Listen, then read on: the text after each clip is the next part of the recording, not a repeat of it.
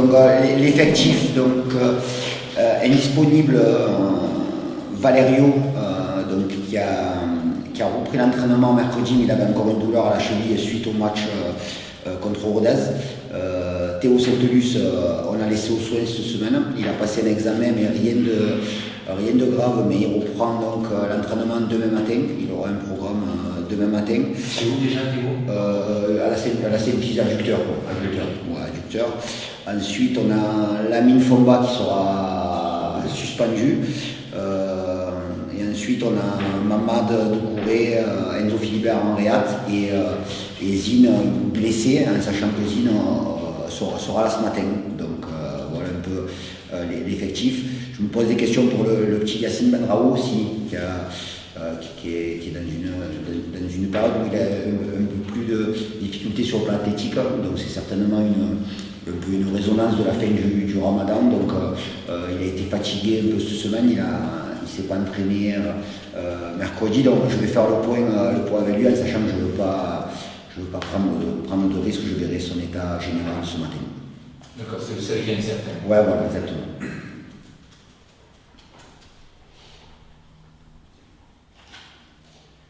Bon, ce match est dernier. Il y a plus mauvaise attaque, il y a plus mauvaise défense. Ouais, dans un contexte assez lourd, quoi, assez particulier, assez lourd. Donc on va jouer à huis clos, donc c'est toujours, pour ceux qui ont connu la période Covid, c'est toujours assez triste de jouer à huis clos. Mais bon, vu les événements qui ont eu lieu la semaine dernière, c'est quelque chose de logique, mais c'est toujours triste de jouer dans un stade vide malgré la difficulté de l'adversaire sur la saison. Donc ouais, c'est dommage de se déplacer dans un stade vide. Tu as déjà connu? Ouais, avec le Covid, à l'époque du Covid. Ouais, c'est ça. Bon, je te dis que vous êtes forcément favori. Ouais, oui, par rapport au niveau comptable. Après, il faut toujours être sur le qui-vive, sur des réactions d'orgueil d'une équipe où il y a des joueurs qui ont envie aussi de briller sur le plan individuel. Ils ont fait des matchs plus cohérents sur la deuxième partie de saison. Bon, ils partaient de loin, ils se sont renforcés, en l'occurrence avec Bobichon, que vous connaissez très bien puisqu'il est arrivé là-bas et il a apporté un peu plus de lien à cette équipe. Donc nous, l'idée avant de se focaliser sur cette équipe de Nancy, c'est de prendre un maximum de points d'ici la fin. Je vous avais dit que j'avais fixé un objectif avec les joueurs et donc il faut faire en sorte de récupérer des points pour pouvoir atteindre cet objectif-là. Bon, vous êtes le plus performant à l'extérieur, l'équipe en général depuis le début de saison, et même avec toi, parce que vous avez gagné 4 fois à l'extérieur, seulement 3 fois à la maison. Ouais. Il y a une explication, comment tu le vois toi? Non, pas forcément une explication. Les matchs à domicile sont relativement mal passés sur une période, effectivement, avec toujours ce manque d'engouement et par rapport à ce qu'on a pu connaître. Moi, en tant qu'adversaire, je le répète souvent, ce que j'avais connu auparavant au Costières, mais ça n'explique pas tout, puisque les matchs qu'on a perdus, c'est des contenus n'étaient pas forcément aboutis. Juste sur la fin de saison, le maintien acquis, tu en as déjà un peu répondu, mais qu'est-ce qui reste à jouer?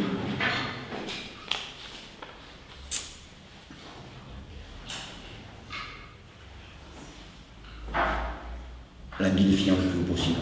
Voilà, l'envie de finir le plus haut possible. En tout cas, moi, je suis habité par ça.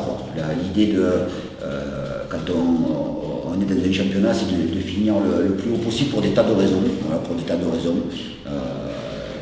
Sur le plan collectif, c'est toujours mieux de performer. On est sur une bonne série, puisqu'on vient de gagner nos 2 derniers matchs. Donc autant la continuer le plus longtemps possible, et si on peut la continuer jusqu'au 14 mai, on le fera volontiers. Après, il y a des questions qui se posent les joueurs se posent des questions quand on arrive à la fin de saison, mais ça c'est pas propre au niveau olympique, c'est propre à tous les joueurs qui sont sous contrat avec des clubs. Quand un objectif est atteint, ils ont tendance à regarder effectivement leur situation personnelle, même si nous on n'a pas forcément attendu d'avoir le maintien pour que les joueurs regardent leur situation personnelle. Donc il faudra faire en sorte de respecter le championnat. Voilà, de respecter le championnat. Vous m'aviez posé la question, je crois que c'était avant Sochaux, si on était dans un rôle d'arbitre. À à cette période-là, on n'était pas dans un rôle d'arbitre. Aujourd'hui, on peut considérer que oui. Et la meilleure des façons, c'est d'être performant. Avec un objectif de points. Bien entendu, avec un objectif de points. Justement, tu avais dit, voilà, pas de négociation avant que le métier soit acquis. Ça y est, il est acquis depuis plusieurs jours. Ça y est, ça discute. Même toi, tu es déjà tourné vers la saison prochaine. Oui, bien entendu qu'on a commencé à évoquer les grandes lignes de la stratégie sportive de la saison prochaine. On a eu 2 réunions cette semaine avec le président et avec la cellule de recrutement. Donc, comme tous les clubs, on travaille sur l'élaboration et la constitution du groupe de l'année prochaine, bien sûr. Et pas mal de joueurs en fin de contrat. Est-ce qu'il y a déjà des choses un petit peu qui se dessinent? Par exemple, des discussions, mais c'est sujet par exemple de Péco, c'est que. Vu qu'aujourd'hui on est au début des discussions, ça sera très difficile. Après, je vous donne rien comme il faut aujourd'hui, tant que ça ne sera pas formalisé ou que des prolongations, des signatures ou des renouvellements de contrats soient effectués. Je ne rentrerai pas dans ce genre de conversation, mais bien sûr qu'on travaille. Mais comme l'ensemble des clubs. Quoi.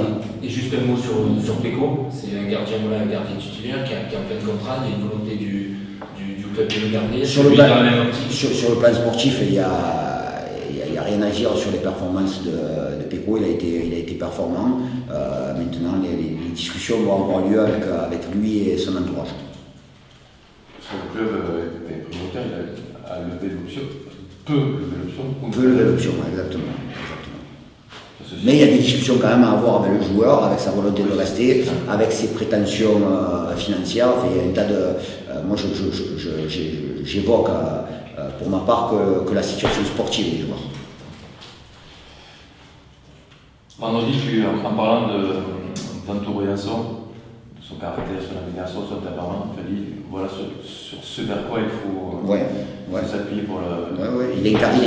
C'est des joueurs de ce style-là. Alors après, les joueurs de ce style-là, avec la qualité d'Anto, il n'y en a pas beaucoup. C'est-à-dire que là, on parle simplement de l'aspect psychologique et de l'aspect mental de ce qu'il peut dégager. C'est effectivement sur ce genre de profil-là qu'il faut s'appuyer. Après, Anto, il a quelque chose en plus, c'est qu'au-delà des valeurs qu'il incarne parfaitement par rapport à l'amour qu'il a pour son club, c'est la qualité du joueur. Il ne faut pas réduire Anto simplement à un leader psychologique. C'est avant tout un très très bon joueur. Mais là aussi, il n'y a pas de certitude qui reste. Non, déjà là, dans un premier temps, on avait déjà évoqué, c'était que lui puisse connaître son intégrité physique. Et là, il y a vraiment des points positifs par rapport à ça, de par alors son entrée, mais au-delà de son entrée, c'est le travail au quotidien et ce qu'il est capable de faire à l'entraînement. Donc, quand on sort d'une blessure assez importante comme ça et une longue durée d'indisponibilité, les premières semaines des entraînements collectifs sont quand même assez révélateurs. Et là, je trouve que il est bien. Alors, il démarrera pas demain titulaire parce que j'en ai parlé avec lui et toujours dans ces discussions-là, elles se font avec le staff médical et Aurélien qui a été prépondérant dans le retour d'Anto, dans son travail de réathlétisation. Donc certainement que demain, il aura une demi-heure. Voilà, on va augmenter un peu pour tendre sur les 2 dernières journées à voir s'il peut prétendre à jouer titulaire. Oui, il a fait 20 minutes contre Rodez. Ouais, voilà, 20 minutes, demain une trentaine de minutes, et puis on fera le point avec lui. C'est un garçon intelligent qui se connaît bien, qui a assez d'expérience. Donc là, on est vraiment dans l'échange et dans l'interaction. Bon, le premier tacle d'entrée a dû te rassurer. Exactement. Les quatre premières interventions m'ont rassuré. Oui, la tête. Voilà. Les 4 premières interventions m'ont rassuré, puis elles l'ont surtout rassuré à lui. Quoi. Voilà. Donc, il en avait besoin. Quoi. Il y avait aussi une espèce de comportement un peu animal. Voilà. Quand on arrive comme ça d'un an de. Ouais, j'ai eu ce sentiment-là, moi. Quand je l'ai vu rentrer, quand j'ai revu le match, j'avais vraiment le sentiment de voir un instinct vraiment primaire. Donc c'est bien. Il y a eu beaucoup de générosité dans son engagement. Oui, pour revenir au profil du recul, je ne parlais pas effectivement, en toi, des qualités aussi footballistiques, mais tu veux des joueurs déjà qui ont envie de jouer à Nîmes. Ouais, tout simplement. Non, mais tout simplement ça. C'est-à-dire qu'à partir du moment où on va avoir des discussions avec des joueurs et avec leur entourage, moi je serai simplement chargé de discuter avec les joueurs, et les premières discussions que j'aurai avec ces joueurs-là, elles vont être capitales, parce qu'au-delà de la qualité des uns et des autres, il va falloir que je sente une grande envie de venir au club. D'où le fait de mettre à l'essai mardi, c'est ça, quelques joueurs? Il n'y a rien de confirmé, on étudie ça, mais quoi qu'il en soit, la chose la plus importante, ça va être la chose la plus importante, c'est que quels que soient les profils qui viennent ou qui seront amenés à venir, il n'y aura aucune communication. Le match, s'il y a match, se fera à huis clos total, pour différentes raisons, mais on étudie ça, voilà, on étudie ça. Parce qu'au-delà de faire venir jouer à l'extérieur, tu as aussi envie de voir peut-être des joueurs du club. On les a vus cette semaine déjà, on en a vu quelques-uns cette semaine. Après on les libère assez rapidement dans la semaine, parce qu'on a la réserve qui joue contre Balma ce week-end, donc c'est un match important. On les verra aussi la semaine prochaine, en sachant que la Nationale 3 n'a pas de match la semaine prochaine. Donc dès mardi, on prendra un groupe de la réserve. Là on a pris des plus jeunes, c'est-à-dire qu'on a vu mardi des joueurs de 2004, 2005, 2006, donc très jeunes, puisque le plus jeune avait pas encore 16 ans, c'est le petit Yanis Issoufou, qui a participé à des séances avec nous.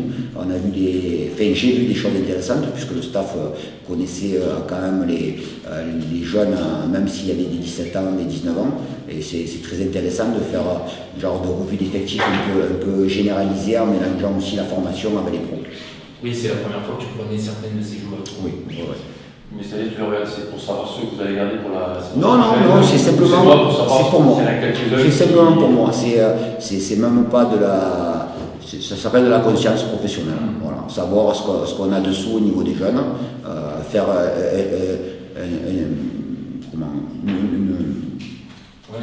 un état des lieux, même pas un état des lieux, c'est savoir s'il y a quelque chose d'intuitif aussi quand on voit des joueurs. Donc c'était pour savoir s'il y avait des joueurs à un moment donné qui m'en mettaient plein les yeux. C'est toujours agréable de découvrir des jeunes joueurs.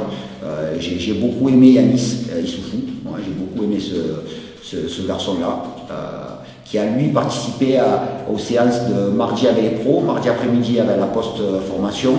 Il s'est entraîné aussi mercredi, et hier matin avec nous, je l'ai libéré pour son match à 17 ans ce week-end. Et puis lui, il n'avait pas 16 ans. Il y a 15 ans et demi. D'accord.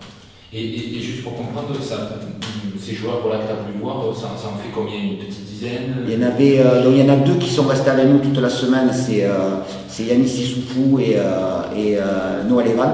Et ensuite, on en a vu 12 mardi après-midi sur une séance où on a fait de l'animation offensive, des circuits préférentiels et du jeu. Où là, il y avait, comme je vous dis, 12 joueurs entre 2004 et 2006. Et tu vas continuer la semaine prochaine avec d'autres éléments? La semaine prochaine, on fera une séance, pareil que le staff pro. Je souhaite m'appuyer sur mon staff, donc on fera une séance mardi. On ne sait pas si on fera deux séances, une matin avec les pros, une après-midi avec le groupe plutôt National 3, donc les joueurs entre 2000 et 2002, ou alors si on va faire une séance généralisée le mardi matin, où on va peut-être utiliser les deux terrains et on se répartira les tâches. On va y réfléchir pendant le voyage. Et les joueurs laissés la semaine prochaine, c'est des joueurs, quand on dit c'est pour la Ligue 2, c'est pour... Oui, pour la Ligue 2. Donc ça veut dire que c'est des joueurs qui sont pas actuellement en poste, forcément? Pas forcément. Après, il suffit simplement de communiquer avec les clubs et de savoir les joueurs qui sont prêts à libérer, mais voilà, c'est pour ça que je veux absolument qu'il n'y ait aucune information qui soit dévoilée par rapport à cette journée-là. Il y en aura combien, on peut savoir, de joueurs? Il y en a 12 ans. 12 ans. Ouais, quand même. Oui, ça va être Pôle emploi du foot du monde. Pas Pôle emploi. Faut pas manquer de respect aux gens qui cherchent du travail. Mais là, si tu fais venir des joueurs à l'essai, je ne vais pas citer de nom, mais il y a des joueurs qui jouent à tel endroit, tu n'as pas besoin de les voir à l'essai pour savoir s'ils sont bons ou pas. Mais j'ai besoin de les voir pour savoir s'ils ont l'état d'esprit nécessaire pour signer l'Union olympique. Voilà. Et ça peut se voir sur quelques séances. Ça se voit sur des séances, mais ça se voit surtout dans les discussions et dans l'intuition qu'on peut avoir avec un échange. Ça s'appelle des relations humaines. De toute façon, rien ne vaut le contact. Voilà. vu qu'on est là et qu'on a les points qu'il faut, donc j'avais averti le staff qu'on aurait une charge de travail plus importante sur la fin de saison, et donc c'est le cas. Et ça veut dire aussi parfois qu'il faut aussi se déplacer, ou on arrive toujours à faire venir dans ces... On se déplace. Ouais, voilà. On peut se déplacer, on peut se déplacer. On peut se déplacer sur les stades le dimanche, on peut promener aussi de temps en temps et aller voir des matchs. C'est ce que je vais faire, de toute façon, parce que nous, le championnat il se termine le 14 mai, les championnats National 2, National 3 se terminent le 4 juin. Il y a des événements sportifs qui auront lieu fin mai, donc ça nous permettra à chacun de voir des matchs. Après, c'est simplement une question de conscience professionnelle et de plaisir de voir des matchs de football, quoi. Donc, fait le championnat le 14 mai, seront les joueurs en vacances dès le 14 mai au soir. Dès le 15. Le 15, d'accord. Les reprises, c'est le lundi 20, c'est ça? Le lundi 20, ouais. À confirmer, mais ce sera très certainement le lundi 20. Donc, c'est pas plus pour moi. Lundi 20 juin. Ouais, 20 juin. Un peu plus de mois. 20 mai, ouais, ça faisait un peu court. Ouais. Un peu court. Et en termes de stage, rien n'est encore... Rien n'est encore clôturé, quoi. On a des lieux, on travaille là-dessus.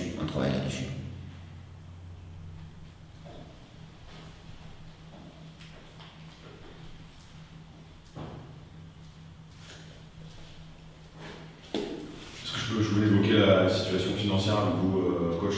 Alors, je peux parler de chiffres. Les seuls chiffres dont je peux parler, c'est 4-4-2, 3-5-2, 4-4-2 losange aussi, avec 2 attaquants, 2 ailiers, un ailier gauche, un ailier droit, ça fait 3 attaquants. C'est les seuls chiffres que je connais. Je suis entraîneur de football. Donc je pense que pour ce genre de questions, il vaut mieux poser la question au président. Mais vous n'avez pas de peur pour l'aspect sportif? J'ai pas peur, non, j'ai pas peur. Je pense qu'il y a des articles effectivement qui sont amenés à sortir. Après, c'est savoir s'ils peuvent avoir le prix Albert Londres. Là, je ne pense pas que ça soit le cas. Justement, tu vas renouveler le 4-4-2 à Nancy? C'est possible. Oui, là c'est parfait, ouais, c'est bien. Ouais, c'est possible. Peut-être pas nos anges, peut-être à plat, mais c'est une éventualité. C'est que la photo, non? Je sais pas si... Non, c'est l'article aussi. C'est l'article. Ah, c'est l'article. Ou 18 aussi. 18 joueurs, vous les connaissez.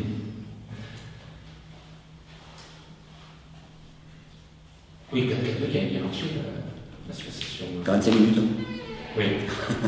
Ils disent que ça marche 90, ouais. Donc il y a des possibilités. Après, il y a la possibilité aussi au moment de la rentrée d'Anto de passer à une défense à 3 pour un peu justement le rassurer et qu'il soit plus dans un rôle de couverture. Donc je réfléchis à ça. Ouais. Oui, parce que 2 véritables attaquants aussi. Ouais. On a beaucoup plus aujourd'hui à disposition de défenseurs et particulièrement de défenseurs centraux, puisque quand j'annoncerai le groupe à l'issue de l'entraînement, vous allez voir qu'il y a beaucoup de def. Donc par rapport à l'effectif actuel et les joueurs qui sont disponibles, on fait en sorte de les mettre dans les meilleures dispositions pour être performants.